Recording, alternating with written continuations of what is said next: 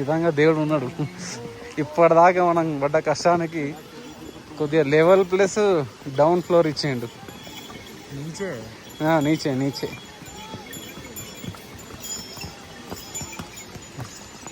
అమ్మా.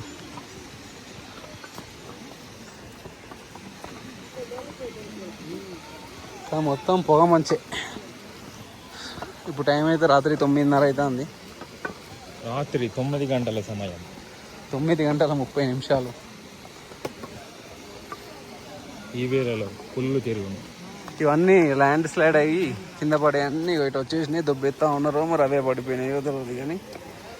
అమ్మా మ్యాక్స్ అందరూ కూడా డే టైంలోనే వీడియోలు తీసి పెట్టిరు. నైట్ టైం పెడితే బాగుండేమో.